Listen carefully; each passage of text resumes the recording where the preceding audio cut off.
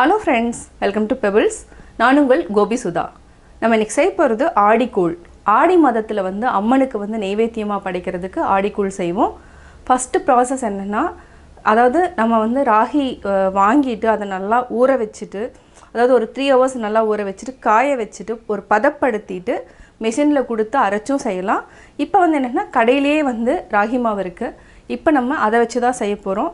First ragi மாவு வந்து நம்ம ஊற வச்சுக்கலாம். ஈவினிங் வந்து நம்ம காய்ச்சறத பார்க்கலாம். இப்போ ஆடி கூழ் எப்படி செய்யணும்ங்கறத பார்த்துக்கலாம். நம்ம இன்னைக்கு 250 grams அளவுக்கு மாவு ஆட் பண்ணிக்கலாம். இப்போ நம்ம தண்ணி ஊத்திட்டு கரைச்சி வச்சுக்கலாம். ரொம்ப தண்ணியா இல்ல, ஓரளவுக்கு கரைச்சி வச்சுக்கலாம். இது வந்து ஃபர்ஸ்ட் process. அதாவது என்னன்னா இந்த மாதிரி கரைச்சிட்டு எடுத்து வச்சுக்கணும். சாயந்திரமா வந்து நொய்யரிசி போட்டு காய்ச்சிட்டு அதையும் நைட் ஃபுல்லா ஊற வச்சிரணும். அடுத்த நாள் தான் கரைக்கணும். அப்பதான் வந்து டேஸ்டும் நல்லா இருக்கும். அதாவது சத்து வந்து நமக்கு டபுள் மடங்கு கிடைக்கும். இது நல்லா மிக்ஸ் பண்ணிட்டோம். இதை வந்து மூடி போட்டுட்டு நம்ம சாயந்திரமா எடுத்துக்கலாம். நல்லா புளிச்சிரும்.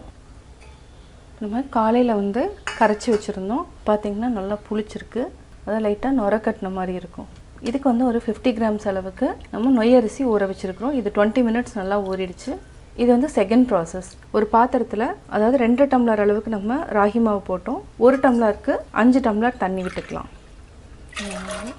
5 6 7 8 9 10 அரை டம்ளருக்கு நம்ம 2 டம்ளர் அளவுக்கு தண்ணி ஊற்றிக்கலாம். 1 2 2. இப்போ நம்ம கேஸ் ஆன் பண்ணிவிட்டு தண்ணி நல்லா கொதிக்க விட்டுக்கலாம். பார்த்திங்கன்னா தண்ணி வந்து கொதிக்க ஆரம்பிக்குது. இந்த டைமில் நம்ம நொய்யரிசியை ஆட் பண்ணிக்கலாம். ஊற வச்சுருக்கிறோம், அதாவது 20 minutes ஊறினா நொய்யரிசி ஆட் பண்ணிக்கலாம். இதை வந்து நல்லா மிக்ஸ் பண்ணி விடுங்க. நல்லா கொதிக்கணும். அதாவது அரிசியும் நல்லா வேகணும். முக்கால்வாசி வந்ததுக்கப்புறம் நம்ம ராகி மாவு கரைச்சி வச்சுருக்கிறத ஆட் பண்ணிக்கலாம். இப்போ நல்லா கொதிச்சிட்ருக்கு. பார்த்திங்கன்னா இந்த மேலே இருக்கிற இந்த ஒயிட்டை மட்டும் எடுத்துடலாம். அதாவது நுரை. இது வந்து ஸ்டார்ச் வந்து நிறையா இருக்கும் பச்சரிசியில். நம்ம மேக்ஸிமம் என்னென்னா இந்த நுரையை வந்து எப்போவுமே ரிமூவ் பண்ணிடணும். அரிசியில் பருப்பில் அதாவது பாசிப்பருப்பில் துவரம்பருப்பில் வர நுரை எல்லாமே ரிமூவ் பண்ணிட்டா உடம்பு வந்து ஆரோக்கியமாக இருக்கும். இப்போ அரிசி நல்லா கொதிச்சிட்ருக்கு. இது வந்து ஒரு 3 நிமிஷம் வரைக்கும் நல்லா கொதிக்கட்டும். சீக்கிரமாக இது வந்து வெந்துடும். நம்ம ஊற வச்சுருக்கிறதுனால சீக்கிரம் வெந்துடும். ஒரு 3 நிமிஷம் வரைக்கும் நல்லா வேகட்டும். நல்லா கொதிச்சிருச்சு, அதாவது முக்கால்வாசி வெந்துடுச்சு. இந்த ஸ்டேஜில் நம்ம ராகி மாவை நம்ம காலையிலேயே ஊற வச்சுருக்கோம். அந்த மாவை இது கூட ஆட் பண்ணிக்கலாம். பார்த்திங்கன்னா இந்த மாதிரி நல்லா வெள்ளையாக இருக்கணும். அப்போ என்னென்னா வெந்துருச்சுன்னு அர்த்தம். அதாவது முதல்ல பார்த்திங்கன்னா குருணையாக இருந்துச்சு. இப்போ பார்த்திங்கன்னா சாப்பாட்டு அளவுக்கு கொஞ்சம் பெருசாக இருக்குது. இது வந்து கரெக்டான பதம். இப்போ நம்ம ராகி மாவை இது கூட மிக்ஸ் பண்ணிக்கலாம். சிம்மில் வச்சுக்கோங்க. நம்ம அப்படியே கலக்கிட்டே இருக்கலாம். இது சீக்கிரமாக வெந்துடும். இது கூட நம்ம கொஞ்சமாக தண்ணி ஊற்றி மிக்ஸ் பண்ணிக்கலாம். ரெண்டையுமே நல்லா கலரிக்கலாம். நல்லா வெந்துருச்சு. அதாவது நல்லா கொதிக்கிற தண்ணி கூட மிக்ஸ் பண்ணணும். இப்போ சிம்மில் வச்சுட்டு நம்ம லைட்டாக மூடி வச்சுக்கலாம். ஒரு 2 நிமிஷம் வரைக்கும் நம்ம மூடி வச்சுக்கலாம். நல்லா வெந்துருச்சு. ஆல்மோஸ்ட் பார்த்தோன்னா இது செய்கிறதுக்கு வந்து நம்ம ஒரு 12 minutes எடுத்துருக்குறோம். அதாவது இந்த ராகினோட ஸ்மெல்லும் நல்லா வர ஆரம்பிக்கும். இந்த ஸ்டேஜில் நம்ம ஆஃப் பண்ணிக்கலாம். இது வந்து நம்ம காலையில் தான் எடுத்து கரைக்க போகிறோம். ஏன்னா இது ஒரு நாள் ஃபுல்லாக நம்ம இருக்கணும். அதாவது ஃபஸ்ட்டு வந்து நம்ம ராகி மாவை கரைச்சி வச்சிடணும். Fermentation 8 hours. 8 hoursக்கு அப்புறம் நம்ம நொய்யரிசி போட்டு இந்த மாதிரி கொதிக்க வச்சிடணும். நாளைக்கு வந்து நம்ம தயிர் ஊற்றி நல்லா கரைச்சிட்டு அதாவது கூழ் செய்ய போகிறோம். இப்போ வந்து நம்ம ஆஃப் பண்ணிக்கலாம். உப்பு வந்து நம்ம கரைக்கிறப்ப ஆட் பண்ணிக்கலாம்.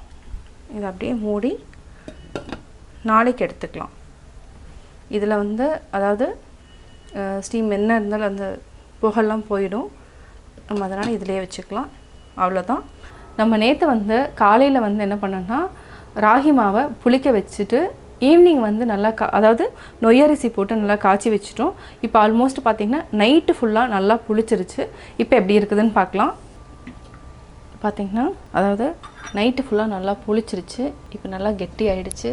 இதை வந்து நம்ம ஆடிக்கூழுக்கு வந்து இந்த மாதிரி தான் நம்ம செய்யணும். அதாவது முந்தின நாள் வந்து மாவை கரைச்சி புளிக்க வச்சுட்டு அதுக்கப்புறம் நொய்யரிசி போட்டு காய்ச்சிட்டு நைட்டு ஃபுல்லாக இதை வெளியில் வச்சிடணும். அதாவது உப்பு எதுவுமே சேர்த்தாமல் வைக்கணும். உப்பு போட்டிங்கன்னா நீர்த்து போயிடும். அதாவது இந்த மாதிரி கெட்டியாக இருக்காது, கொஞ்சம் தண்ணி விட்டுரும். அது மாதிரி இருக்கக்கூடாது. இந்த மாதிரி தான் இருக்கணும்.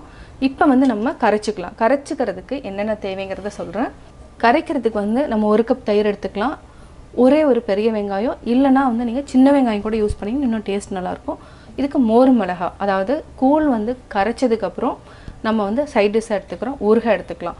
பச்சை மிளகாயில் நல்லா கீறிட்டு உப்பு சேர்த்து கூட நம்ம எடுத்துக்கலாம். இது வந்து என்னென்னா ஸ்பெஷல், அதாவது ஆடிக்கூழப்போ இந்த மாதிரி வச்சு தான் நம்ம சாப்பிடுவோம். இப்போ வந்து கரைச்சிக்கலாம். அதாவது இப்போ நம்ம தேவையான அளவு போட்டுக்கலாம். நம்ம 3 கரண்டி தான் ஃபஸ்ட்டு நம்ம கரைக்க போகிறோம். இதுக்கு வந்து 1 கப் அளவுக்கு தயிர் ஆட் பண்ணிக்கலாம். கொஞ்சமாக தண்ணி விட்டுக்கலாம். இந்த கரைக்கிறதுக்கு வந்து 3 கப் அளவுக்கு தண்ணி விட்டுக்கலாம். தேவையான அளவு உப்பு. இது வந்து என்னென்னா ஃபஸ்ட்டு நம்ம இப்படி பண்ணிவிட்டு கையில் கரைச்சாதான் வந்து நல்லா டேஸ்ட் கிடைக்கும். கரைக்கிறதுக்கு முன்னாடி நம்ம கை நல்லா வாஷ் பண்ணிக்கலாம். நல்லா கை விட்டு இந்த மாதிரி கரைச்சிக்கணும். நல்லா கரைச்சிட்டோம். தேவையான அளவு தண்ணி விட்டுக்கலாம்.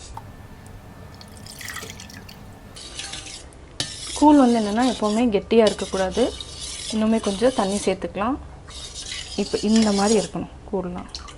நல்லா கரைச்சிட்டோம். அடுத்தது வந்து மோர் மிளகாய் வந்து நம்ம ஒரே ஒரு டேபிள் ஸ்பூன் எண்ணெய் விட்டு வறுத்துக்கலாம். இது கூட நம்ம வெங்காயத்தை ஆட் பண்ணிக்கலாம். அதாவது பெரிய வெங்காயம் பொடியாக நறுக்கி இருக்கிற இதையும் நம்ம ஆட் பண்ணிக்கலாம். நம்ம கரைச்சிட்டோம். அடுத்தது வந்து மோர் மிளகாயை எண்ணெயில் வந்து ஃப்ரை பண்ணிக்கலாம். ஒரே ஒரு டேபிள் ஸ்பூன் அளவுக்கு எண்ணெய் விட்டுக்கலாம். எண்ணெய் காஞ்சதுக்கப்புறம் மோர் மிளகாயை வறுத்துக்கலாம்.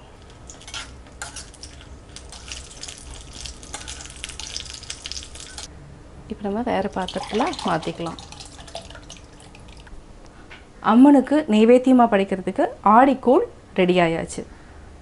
நான் ஆடிக்கூழ் எப்படி செஞ்சேங்கிறத பார்த்தீங்க. நீங்களும் வந்து வீட்டில் ட்ரை பண்ணி பார்த்துட்டு உங்களுடைய கமெண்ட்ஸ் எனக்கு சொல்லுங்கள். பிடிச்சிருந்தா லைக் பண்ணுங்கள், மறக்காமல் சப்ஸ்கிரைப் பண்ணுங்கள்.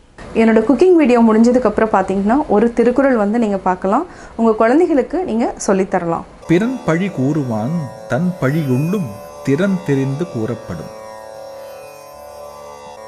பிறரை பழி கூறும் குணம் உள்ளவர்களின் குறைகளை அனைவரும் கவனிப்பர். அவரின் குணங்களை எல்லோரும் பழித்து பேசுவர்.